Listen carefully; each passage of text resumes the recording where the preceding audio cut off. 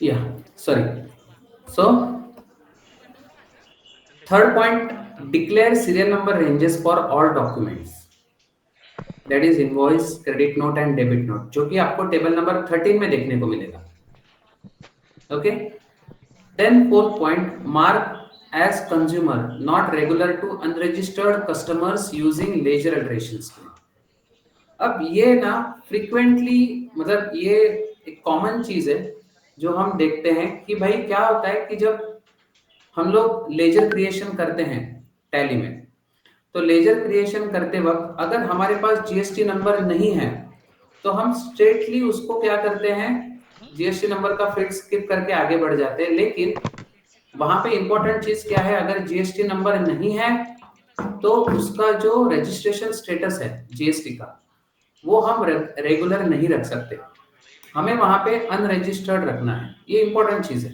अगर हम वहां पे अनरजिस्टर्ड नहीं करते हैं तो वो उसको बी टू बी ही काउंट करेगा. सिस्टम टैली उसको बी टू बी ही काउंट करेगा. ये ध्यान में रखिए. और उससे क्या होगा, अल्टीमेटली अपना बी टू सी में जो हमें डिजायर्ड ट्रांजैक्शन दिखने चाहिए वो नहीं दिखेंगे. राइट. सो अगर प्रॉपर हमें रिपोर्ट्स चाहिए तो हमें क्या करना है कि लेजर अल्टरेशन करके जो जो जिनका जिनका जीएसटी नंबर नहीं है उनको हम अनरजिस्टर्ड मार्क करें. ओके. देन नेक्स्ट, अब जो आपके सामने है table number 4A, 4B, 6B, 6C, mainly इसमें अपने B2B के इनवॉइसेस आते हैं. ठीक है ना. और जो टेबल नंबर 7 है वो B2C के बारे में बात करता है. तो हमें सिर्फ ये चेक करना है कि जब हम टैली से डेटा अपलोड करें तो पहला जो अपना पोर्टल का सेगमेंट है जिसमें B2B ट्रांजैक्शंस अपलोड होते हैं वहां का काउंट, B2C के ट्रांजैक्शन अपलोड हुए हैं वहां का मैचिंग, प्लस जो नीचे HS debit note credit note से वहां के ट्रांजैक्शन. थर्ड पॉइंट वो हो गया. And fourth and the last most important, HSN summary. ये सब आपका ठीक से हो गया तो अल्टीमेटली आपके डॉक्यूमेंट इशूड में भी सारे ट्रांजैक्शन बराबर से आ जाएंगे.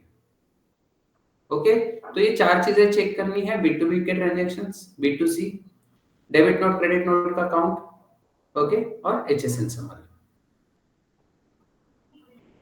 राइट. टेबल नंबर 13 जिसमें डॉक्यूमेंट समरी आता है सीरियल नंबर्स. ओके.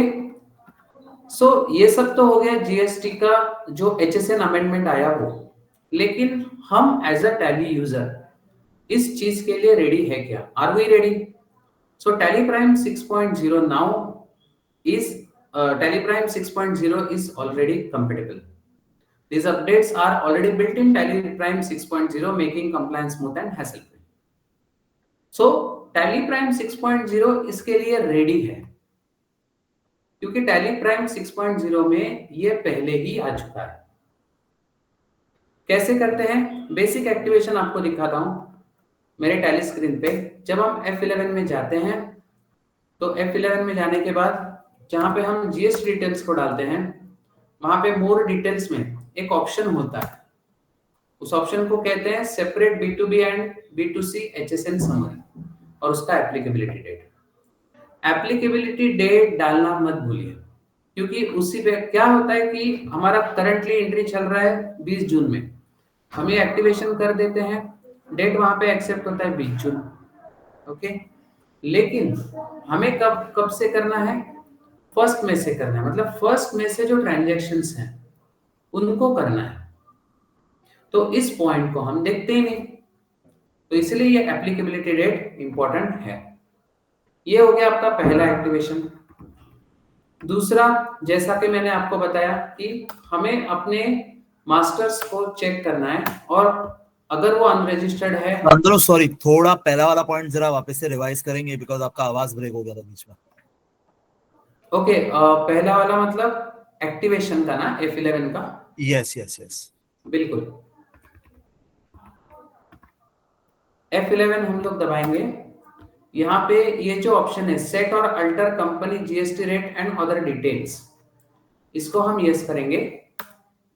यस करने के बाद यहाँ पे राइट साइड में एक ऑप्शन होता है मोर डिटेल्स. इस पे हम क्लिक करेंगे। इस पे क्लिक करने के बाद फिर हम यहाँ पे शो मोर का ऑप्शन होता है, इस पे क्लिक करेंगे, तब जाके हमें ये ऑप्शन दिखेगा।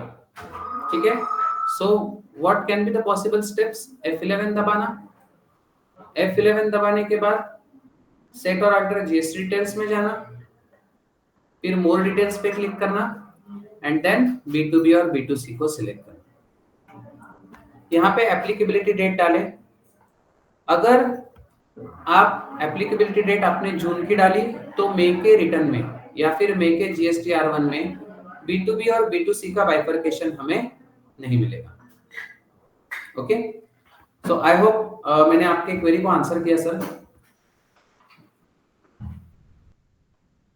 Yes yes Shantanu, thank you so much. Okay okay okay, so अब ये होने के बाद हम क्या करेंगे, रिटर्न को देखेंगे। अभी मेरा एप्लीकेबिलिटी डेट था मई का, तो मैं मई की रिटर्न चेक करूंगा और वहां पे मुझे बाइफरकेशन मिल रहा है कि नहीं वो मैं चेक करूंगा।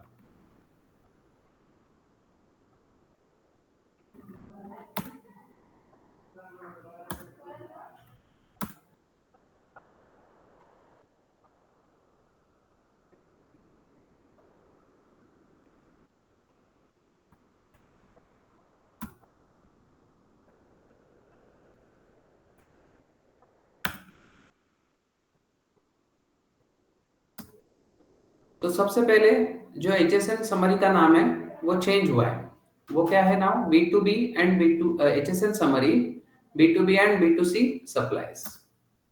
वहां पे क्लिक करने के बाद एक राइट साइड में बटन होता है समरी व्यू, इस पे आप क्लिक करेंगे। इस पे आपको क्लिक करने के बाद यहाँ पे B2B और B2C का आपको अलग अलग बाइफरकेशन दिखेगा। Okay, just 1 minute.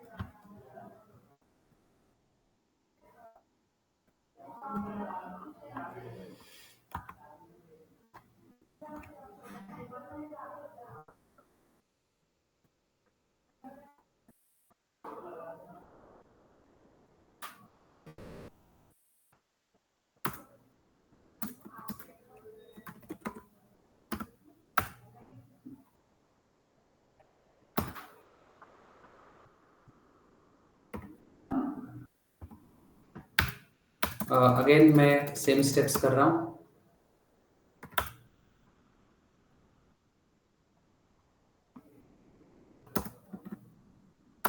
इसको 1/4/2024 ना हमें डिजायर्ड रिजल्ट्स मिलेंगे।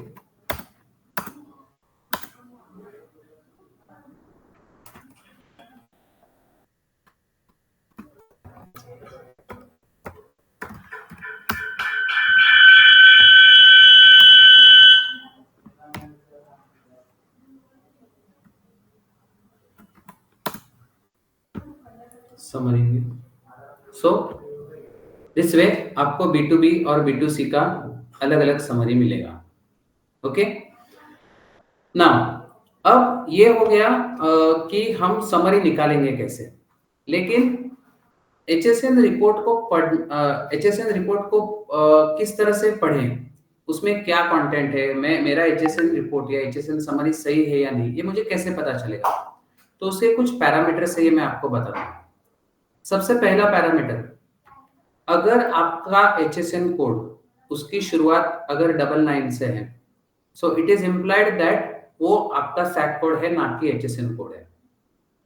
तो जो UQC अलॉट होता है वहां पे, वो UQC होता है NA, मतलब नॉट एप्लीकेबल। ठीक है, अगर आप पोर्टल पे भी जाएं, वहां पे भी अगर आपने सैक कोड डाला तो UQC अपने आप पोर्टल क्या ले लेता है? NA, मतलब नॉट एप्लीकेबल ले लेता है। तो हमें HSN समरी में बेसिक चेक ये करना है कि अगर मेरा सैक कोड है जिसकी शुरुआत 99 से है, तो UQC में क्या दिख रहा है। UQC में अगर नॉट एप्लीकेबल है, इसका मतलब वो समरी मेरा सही है।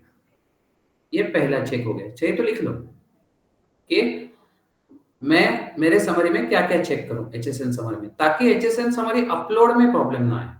पहला पॉइंट हो गया। दूसरा पॉइंट, अगर आप एंट्री को अकाउंटिंग इनवॉइस मोड से कर रहे हो, देन एंड देन ओनली आपका UQC as a other accept होगा। क्योंकि अदर का मतलब होता है कि वहां पे वो चीज मेजरेबल नहीं है। यूक्यूसी अगर अदर है तो हम उसको अज्यूम करते हैं कि वो मेजरेबल नहीं है।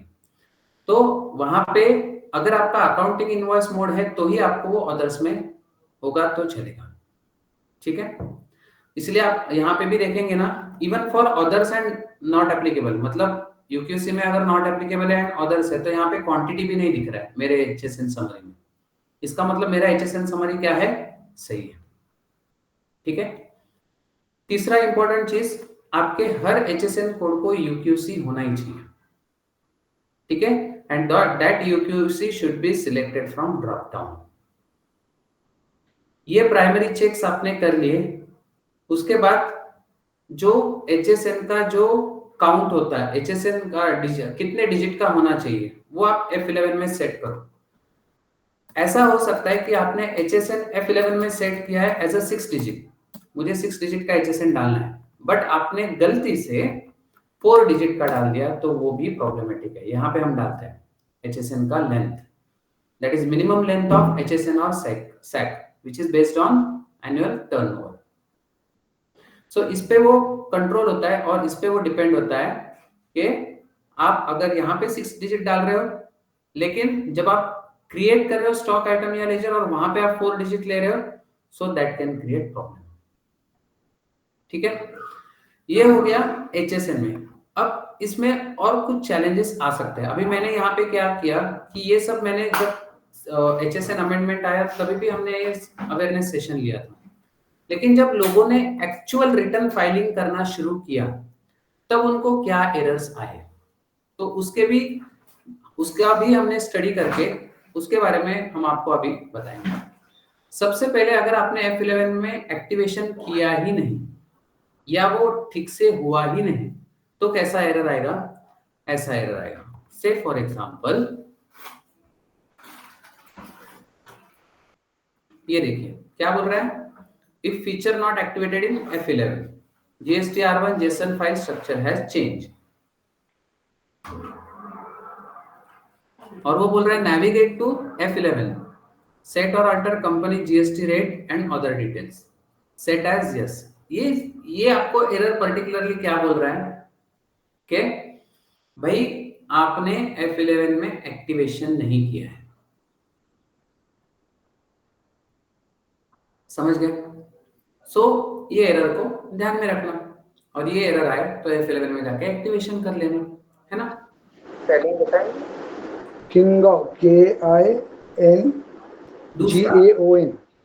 दूसरा एरर क्या बोल रहा है, इनवैलिड एचएसएन, मतलब आपका जो एचएसएन समरी है उसमें एक कोई एचएसएन इनवैलिड है।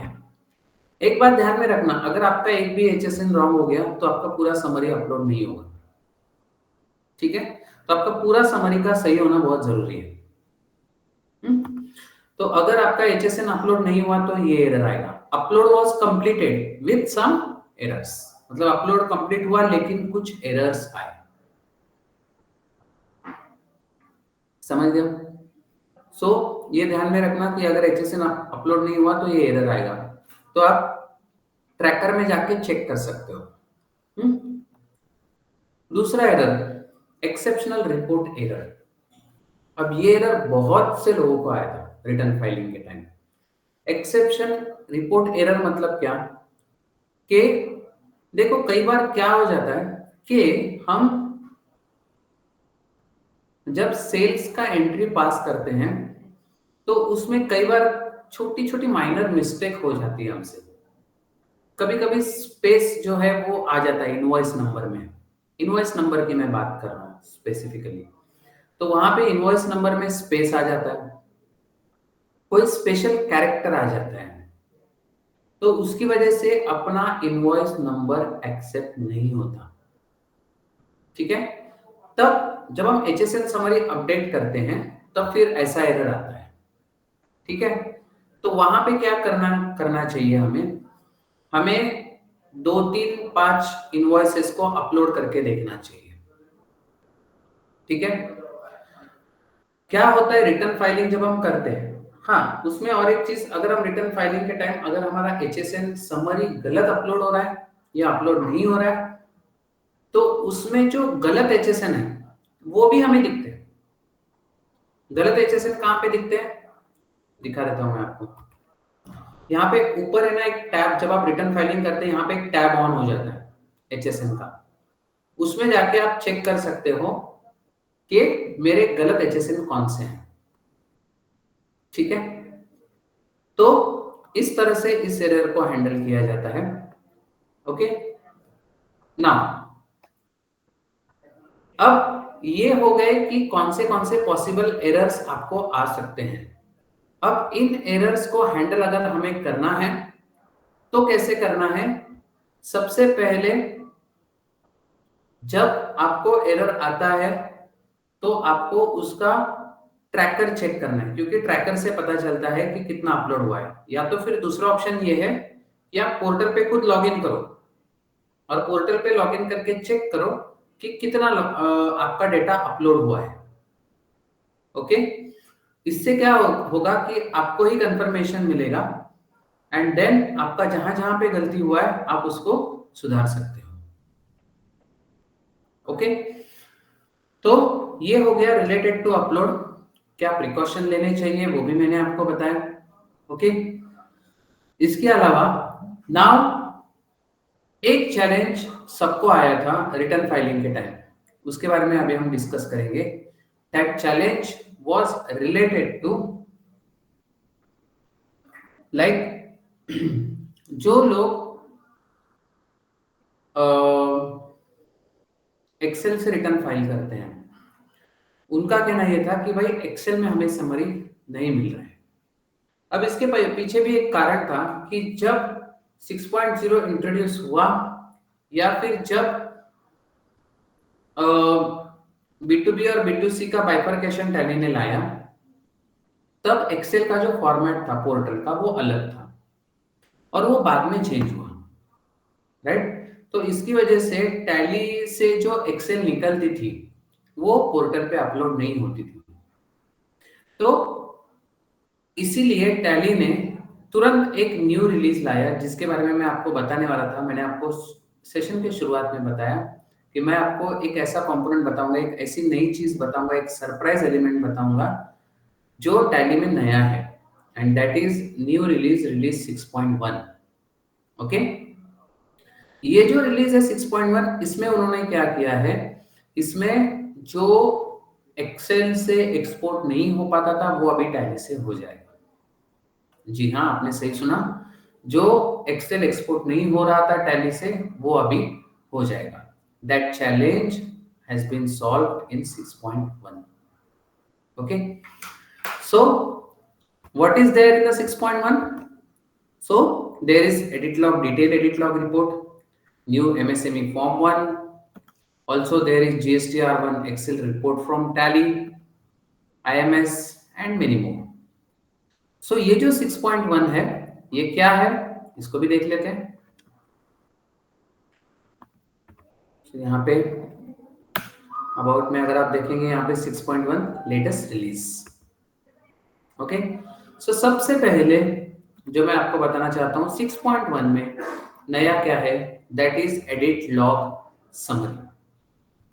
एडिट लॉग कुछ लोगों को पता होगा, कुछ लोगों को पता नहीं होगा, थोड़ा सा ब्रीफ कर देता हूं। Edit log is something which is given by ROC, where if the company is private limited or limited company, then they have to show a detailed log of their transaction, where they have to tell okay, this entry has who has passed this entry, who has changed this entry, who has deleted this entry, everything will get tracked. That is edit log.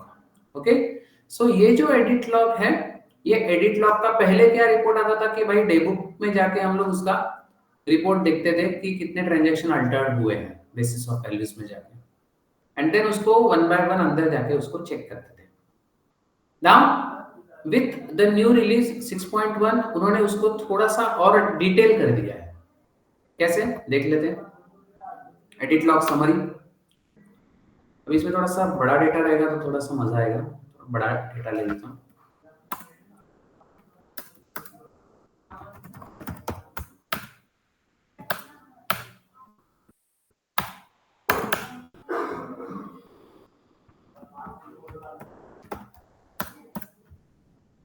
तो ये मेरा data है, okay. यहाँ पे मैं display मोर reports में गया and edit log summary में गया, ओके। सो यहाँ पे आप देख पा रहे हैं कि वर्जन वाइज उन्होंने मुझे यहाँ पे दिया है कि कौन सी एंट्री में कितने एंट्रीज अल्टर हुए हैं हर वाउचर टाइप में, ओके। सो जैसे ये वाउचर टाइप का नाम दिया हुआ है और यहाँ पे हेडिंग क्या दिया है, details of altered and deleted vouchers for any activity except migration. So कितने वाउचर्स अल्टर हुए हैं और डिलीट हुए हैं उनका यहाँ पे उन्होंने डिटेल्स दिया है। सो काउंट दिया है, राइट, कितना काउंट है, एंड उसके वर्जन्स दिए। वर्जन मतलब वो कितनी बार अल्टर हुआ है, ओके। अगर आप चाहें तो यहाँ पे आप सिर्फ अल्टर्ड वाउचर भी देख सकते हैं, ओके। सिर्फ अल्टर्ड मुझे देखना है, तो वो भी पॉसिबल है। तो यहाँ पे सिर्फ अल्टर्ड का रिपोर्ट दिखता है। अगर आपको सिर्फ डिलीटेड वाले वाउचर्स देखने हैं तो यहाँ पे डिलीटेड वाउचर्स का भी फिल्टर हमारे पास है। तो कितने वाउचर्स डिलीट हुए, जी हाँ आपने सही सुना, कितने वाउचर्स डिलीट हुए उसका भी लॉग आपको दिखेगा। और अंदर जाने के बाद जब आप उसको डिटेल में देखेंगे तो आपको पता चल जाएगा कि ओरिजिनल एंट्री क्या थी, राइट। उसी के साथ साथ दूसरा एनहांसमेंट जो आया है 6.1 में, दैट इज एमएसएमई फॉर्म 1। ये भी काफी डिटेल में दिया है फॉर्म 1। जैसे हम स्टैट्यूटरी रिपोर्ट में गए, वहां पे एमएसएमई रिपोर्ट, यहाँ पे फॉर्म 1 एनेक्शर दिया हुआ है। तो ये जो फॉर्म 1 एनेक्शर है ये बहुत ही डिटेल में हमें दिया गया है, ओके। ऑफ कोर्स अगर आपने क्रेडिट पीरियड के लिए आपने नंबर ऑफ डेज डाले होंगे तो यहाँ पे डेटा आएगा, ओके। नेक्स्ट एनहांसमेंट जो है that is related to GSTR1 Excel export from Tally, वो भी पॉसिबल है। एंड आईटीसी के लिए इनवॉइस मैनेजमेंट सिस्टम, मतलब आईटीसी के लिए कौन से इनवॉइस को आपको एक्सेप्ट करना है और कौन से इनवॉइस को आपको रिजेक्ट करना है, वो इनवॉइस मैनेजमेंट सिस्टम में आया है। That is in exchange. आप यहाँ पे ऑल जीएसटी ऑप्शंस में यहाँ पे आपको उसके एडिशनल ऑप्शंस दिए गए हैं, ओके। सो ये था रिगार्डिंग रिलीज 6.1। अभी अपने सेशन में आकाश जी जो है वो फीडबैक फॉर्म का लिंक डालेंगे, आप उस पर फीडबैक जरूर दीजिएगा। थोड़ा जल्दी डाल देता हूं मैं ताकि क्या है कि सब लोग उस पर रिप्लाई करें। अब आगे हम क्या देखने वाले हैं, इसके आगे हम लोग देखने वाले हैं कि आज जो एनहांसमेंट टैली में आए हैं, दैट इज वो चाहे वो एचएसएन के हो। थैंक यू सो मच आकाश जी ने डाल दिया है यहाँ पे, आप फीडबैक फॉर्म जरूर भरिएगा। तो जो एनहांसमेंट टैली ने लाए हैं उन एनहांसमेंट को अगर आपको लाइव करना है तो क्या जरूरी है। जैसे मैं आपको एक मेरा एक्सपीरियंस शेयर करता हूँ कि हमारे एक कस्टमर है, तो उन्होंने टीएसएस नहीं किया था, मतलब रिन्यूअल नहीं किया था। सो उनको मैंने बताया कि ये सब फीचर्स अभी टैली में आए हैं, तो आप रिन्यूअल करवा लेंगे और न्यू वर्जन अगर आप यूज करेंगे so that will be more beneficial for you. अब करीबन उनका कॉल मेरे साथ जो चला उसमें मैंने उनको करीबन 4-5 फीचर्स बताए होंगे। अब जब मतलब ऑफ कोर्स रिन्यूअल होने के बाद उनका जो ओल्ड वर्जन था, उनका ओल्ड वर्जन था 3.0.1 था, तो उनका रिन्यूअल करवाने के बाद मैंने उनको 6.1 पे लेके आया। नाउ जब हमने 5 पॉइंट डिस्कस किए तब उनको उनके बिजनेस के हिसाब से एक ही पॉइंट रिलेवेंट लगा, राइट। लेकिन मतलब the moral of the story is कि क्या होता है कि कई बार हम सोचते हैं कि हम ये न्यू रिलीज क्यों करें। क्यों करें इसका आंसर कभी कभी आपको भी पता नहीं होता, मुझे भी एज ए टैली पार्टनर पता नहीं होता, लेकिन जब हम उस सॉफ्टवेयर को यूज करना शुरू करते हैं, नए वर्जन को यूज करना शुरू करते हैं, तब हमें पता चलता है अरे अच्छा हुआ मैंने ये यूज किया, नहीं तो ये मेरा प्रॉब्लम पहले था, पहले के वर्जन में वो नहीं होता था, अभी के वर्जन में हो रहा है। जैसे मैं आपको एक छोटा सा एक स्टोरी बता देता हूँ कि जब ERP 9 आया था तो लोग 7.2 से ERP 9 में आने के लिए रेडी नहीं होते थे। तो एक कस्टमर क्यों रेडी हुआ ERP 9 में आने के लिए, क्योंकि अगर किसी पार्टी का नाम है समझो Larsen and Toubro private limited, तो वहां पे मैं अगर सिर्फ टूब्रो डालता हूं तो वो सर्च नहीं कर पाता था 7.2 में, लेकिन वो 9.0 में सर्च कर पाता है। छोटी सी चीज है लेकिन वो इफेक्टिव लगी किसी को। ऐसे काफी एनहेंसमेंट हर रिलीज में होते हैं। जब तक हम उसको अपडेट नहीं करेंगे तब तक हमें पता नहीं चलेगा कि वहां पे क्या आया है। इसके हेल्प फाइल्स भी टैली में दिए हुए होते हैं, right? So that's why what we suggest Tally's legacy of trust, right? आज Tally 2.5 मिलियन यूजर्स यूज कर रहे हैं अक्रॉस द वर्ल्ड, है ना? देन लार्जेस्ट पार्टनर नेटवर्क है, मोस्ट प्रेफर्ड सॉफ्टवेयर है Tally। अगर इतनी उपलब्धियां हैं Tally की, तो हमें Tally क्या करना चाहिए? यूज करना चाहिए। लेकिन वो कौन सा Tally यूज करना चाहिए? Tally release 6.1। इसके बाद हमारे टीम से हमारे जो सपोर्ट एग्जीक्यूटिव है वो आपको कॉल करेंगे और वो आपको पूछेंगे कि आपको 6.0 आप अपडेट करवा लीजिए। तो उनसे बात करके आप प्लीज इस अपॉर्चुनिटी को मत छोड़िए, क्योंकि जब 6.0 आया था तब रिटर्न फाइलिंग हमने कोशिश की, लेकिन 6.1 आया है तो वो और भी कुछ चीजें लेके आया है। तो आपका काम आसान करने के लिए ही टैली नई नई चीजें या नए नए रिलीजेस इशू करता है। Okay, moving ahead, your growth partner CBD IT solution awaits. आपके जो ग्रोथ पार्टनर है that is CBD IT solution आपकी राह देख रहे हैं, आपका इंतजार कर रहे हैं। Just like Raman, your business deserves a partner that understands your unique needs. तो रमन के जैसे ही आपको आपके यूनिक नीड्स को पहचानने वाला कोई चाहिए। Empower you to grow without limit, right? It's time to automate your accounting with Tally. Join thousands of trader who trust the Tally with the business growth. So thank you so much for connecting. Feedback form जरूर भरिएगा, कुछ questions होंगे तो पूछ लीजिए। Feedback form डाला है उसको भी भरिएगा। आपको कैसा सेशन लगा आप उसके बारे में भी बता सकते हैं।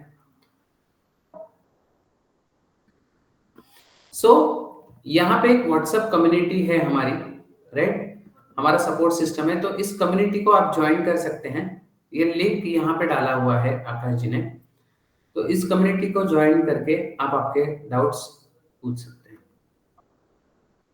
कॉल पे I am sorry, so this is I think this is wrong message I have delivered, sorry. So we have exciting news, we are simplifying our system to serve our client better. So हमारे new support number please आप note कर लीजिए, ये मैंने यहाँ पे आपको chat box पे आए होंगे, इसको भी आप नोट कर लीजिए। कुछ क्वेश्चंस होंगे तो पूछ सकते हैं and then we can move ahead. So next session ऐसा हो सकता है, पॉसिबिलिटी है कि नेक्स्ट सेशन हम लोग स्पेसिफिकली 6.1 पे करें। 6.1 लॉन्च होके 2 ही दिन हुए हैं, सो उसको और थोड़ा सा डिटेल में जान के हम नेक्स्ट सेशन में 6.1 को भी थोड़ा सा डिटेल में जानेंगे। फीडबैक फॉर्म भरने से हमें पता चलेगा कि किसको किसको 6.1 में आना है। तो फीडबैक फॉर्म में हमने वो भी एक क्वेश्चन डाला है, तो अगर किसी को 6.1 में आना है तो वहां पे प्लीज आप कंफर्म कीजिए, तो हमारी टीम आपको कॉल करेगी।